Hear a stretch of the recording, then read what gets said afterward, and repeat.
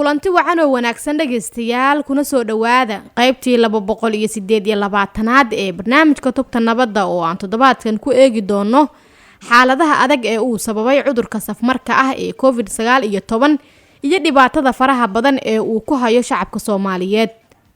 sida ay ku warameen khubarada caafimaadku cudurka COVID-19 waa xanuun ku dhaca neef mareenka kaas oo si fudud la isugu gudbiyo. siyaabaha cudurkan COVID-19 uu ku faafo amaba la isugu gudbiyana waxaa ka mid ah taabashada amaba u dhawaanshaha qof qaba cudurka. waxa uu si gaar ah cudurkan ugu faafaa dhibcaha dareeraha ah ee ka yimaada qofka qaba cudurka marka uu qufaco amaba uu hindhiso. cudurka COVID-19 waxa uu saameyn weyn ku yeeshay caalamka oo dhan iyadoo tirada dadka uu ku dhacayna ay kor u sii dhaafayso in ka badan 100 milyan oo qof, halka in ka badan 2 milyan oo qofna la sheegay inay u dhinteen cudurkan, gaar ahaana dadka da'da ah amaba waayeelka ah. waxaa kale oo iyaguna ka mid ah dad qabay cudurro kale. sidoo kale waxaa jira dad dhalinyaro ah amaba caafimaadkoodu wanaagsan ah oo ka mid ah dadka dhintay. dalkeena Soomaaliya saraakiisha wasaaradda caafimaadku waxa ay dhawaan ku dhawaaqeen in dalka uu ku soo laba kacleeyay cudurka COVID-19 hase yeeshee waxa ay sheegeen in mowjadii hore ee cudurkan safmarka ahi aysan saameyn aad u weyn ku yeelan dalka Soomaaliya, laakiin hirkan dambe ee hadda dilaacay uu sababay dhimasho aad u badan isla markaana uu ka faafi ogyahay kii ka horeeyay.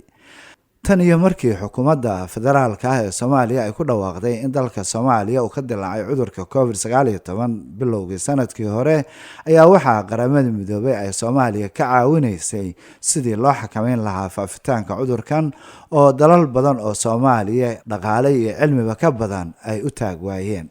haddaba si aan wax uga ogaano kaalinta qaramada midoobay ay ka ciyaarayso xakameynta cudurkan ayaan waxaan barnaamijkeena ku marti qaadnay aadan cabdulmawla oo aan ugu horreyn weydiinay waxa ay qaramada midoobay sameynayso si ay u taageerto dadaalada lagula dagaalamayo cudurka safmarka ah ee COVID-19 ee ay wado dowladda federaalka ah ee Soomaaliya. Well, there are many unknowns about the current wave and whether or not this is a local mutation of the virus or is it one of the variants that we keep hearing about. hagaag waxaa jira wax badan oo aan laga ogeyn hirka cudurka COVID-19 ee cusub. ma mid Soomaaliya oo gudaheeda ku egbaa mise waa nooc ka mid ah noocyada faraha badan ee aan dhawaanahan maqlaynay oo Soomaaliya soo gaaray. hay'adda WHO ayaa xilligan ka shaqaynaysa in la ogaado oo waxa ay saamballo u dirtay macahadka la socoshada cudurrada Afrika ee Nigeria ku yaala. si dhow ayaan ula shaqaynaa dowladda si loo yareeyo halista hirkan cusub. noocan cusub ee Soomaaliya si xun ayuu ugu faafay una dhibaataynayaa dadka Soomaaliyeed marka la barbar dhigo kii hore. bishii February dalka waxa uu soo tabiyay jiritaanka ilaa 7,000 oo kiis oo ay ku jiraan 243 dhimasho oo lala xiriirinayo cudurka. February oo kali ah waxaa la diiwaan geliyay 1,000 kiis oo runtii ah wax laga walwalo. waxaa jira warar sheegaya oksijiin la'aan inay ka dhacday isbitaalada daaweynaya cudurka COVID-19. qaramada midoobay ahaan waan ka jawaabaynaa xaaladahan annagoo la shaqaynayna asxaabteenna si loo soo iibiyo warshado oksijiinka soo saara oo ugu yaraan dowlad goboleed kasta mid laga hirgeliyo. mid kasta oo warshadahan ka mid ah waxa uu wax tari karaa isbitaal ee yaalaan 100 sariirood. waxayna maalintii buuxin karaan ilaa 200 oo haamaha oksijiinka ah. qiimaha ay warshadahan ku kacayaan waxa ay u dhaxaysaa 5 ilaa 600 oo kun oo doolarka Mareykanka ah. waan ka shaqaynaynaa in arrinkan aan dhisno. waxaan sidoo kale sii wadnaa tababaridda howlwadeennada caafimaadka annagoo sidoo kale rajaynaynaa in aan sare u qaadno qalabka baaritaanka cudurkan oo aan markii hore kuu sheegay in uu dhan yahay 24 mishiin Soomaaliya oo dhan. waxaan sii wadnaa in aan bixinno qaybinta agabyada looga hortegayo cudurka iyo taageerada maskixiyan ee loo fidinayo bulshada Soomaaliyeed. qaramada midoobay waxa ay sidoo kale taageeraysaa wasaaradaha caafimaadka ee dowlad goboleedyada si loo badiyo daraasaadka oo ay ku jirto la socoshada xaaladaha bulshada. Waxaan xuduudaha Soomaaliya laga soo galo dhignay agabka lagaga hortago faafitaanka cudurkan. Agabkan waxaa ku jira 13,000 oo dhar laga xirto cudurka, 500 oo kun oo afxirasho ah, iyo 18,000 oo gloves ah.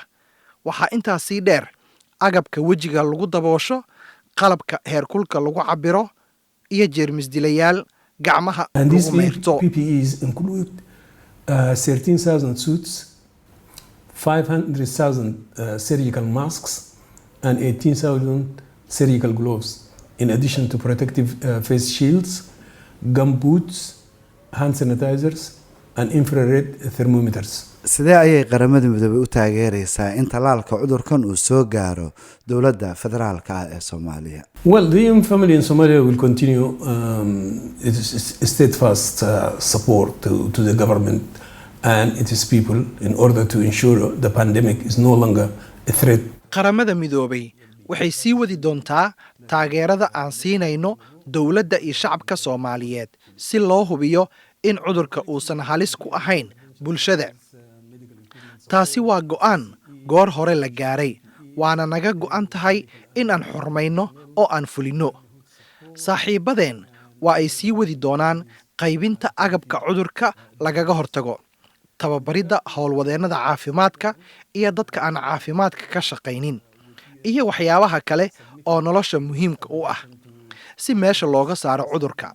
Marka ay timaado qorshaha tallaalka, dowladda Soomaaliya oo kaashanaysa qaramada midoobay waxa ay codsiga tallaalka u gudbiyeen COVAX si loo helo tallaalka. Si waafaqsan codsiga Soomaaliya, waxaa la ogolaaday 1.2 milyan oo dooso ah oo tallaalka ah.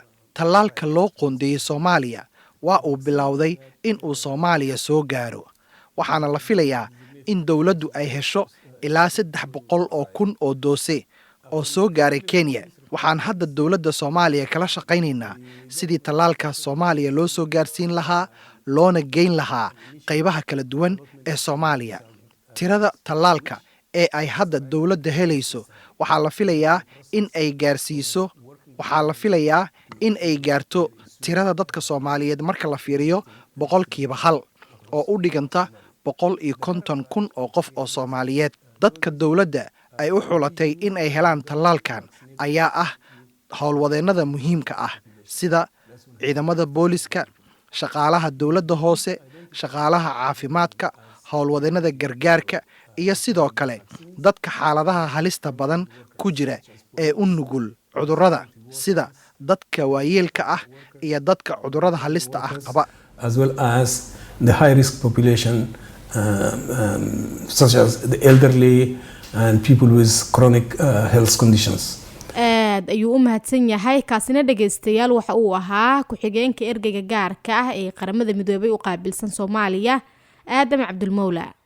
welina dhegeystayaal waxa aan bartanka uga jirnaa qaybtii 228aad ee barnaamijka Tubta Nabadda, waxaana inoo soo socda qaybihii kale. hase yeeshee aan markan u gudubno wareysi aanu la yeelanay Dr. Maxamed Maxamuud Fuje oo qayb ka ah guddiga sare ee la dagaalanka cudurka COVID-19 isla markaana ah la taliye sare oo ka tirsan wasaaradda caafimaadka ee Soomaaliya. waxaanan ugu horreyn weydiinay wasaaradda caafimaadka ee Soomaaliya waxa ay dhowaan ku dhawaaqday in dalku uu wajahayo hir labaad oo ah safmareenka cudurka COVID-19. bal sharaxaad guud naga sii sida hadda ay tahay xaaladda cudurka ee guud ahaanba dalka Soomaaliya.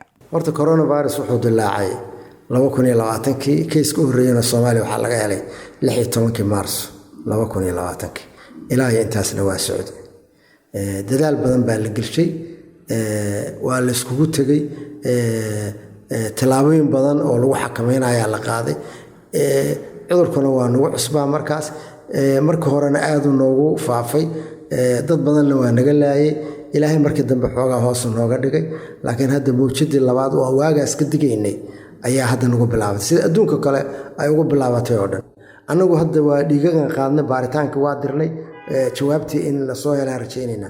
laakiin sida uu ku socdo hadda waxa uu egyahay kan adduunka ka socdo oo dhan, kan Ingiriiska ka socda, kan Mareykanka ka socda, kan South Africa ka socda, kan Brazil ka socda. waxaas oo adduunka ma la qaybsanaynaa. gobol uusan ka jirin ma leh xamarbaha ugu darnaadeen. ugu dambeyn marka maxaad kula talinaysaa doctor dadka Soomaaliyeed guud ahaantood si loo xakameeyo faafitaanka cudurka COVID-19?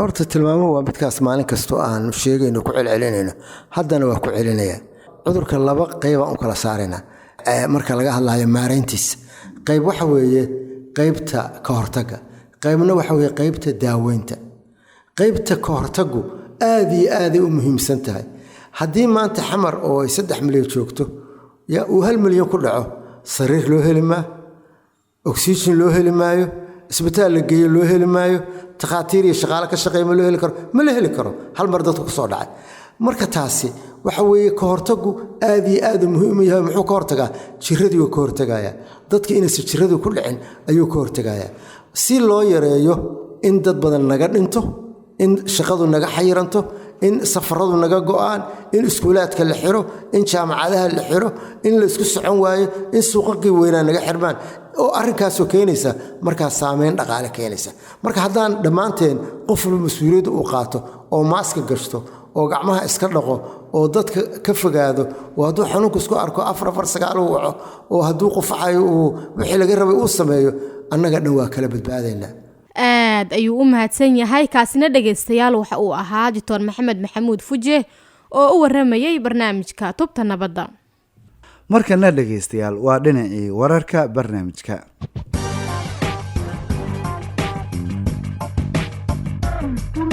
iyadoo dhawaan loo dabaaldegay xuska maalinta caalamiga ah ee haweenweynaha adduunka ee 8 Maarso ayaa qaramada midoobay waxay hogaamiyayaasha siyaasadda ugu baaqday inay qayb weyn ka ciyaaraan sidii loo xaqiijin lahaa in haweenku ay helaan doorkooda siyaasadeed ee golayaasha hogaaminta dadka.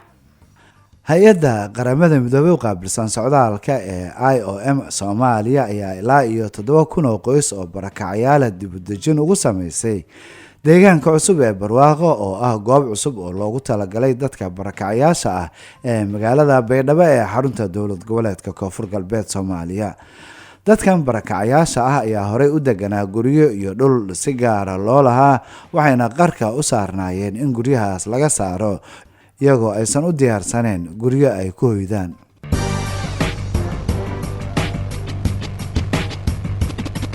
waa tahay dhegeystayaal markana anagoo soo gaarnay qaybihii dambe ee barnaamijka aan u weecanno dhinacii maaweelada aan wada dhegeysanno hees ka hadlaysa halista cudurka COVID-19.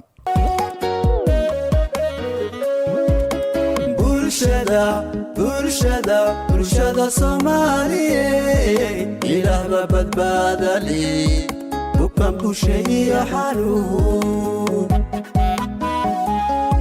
jinaha ka bilowdayo adduunyada baabasho ba'ana fayrisa jire ilaahay hayna balmarshe bisinka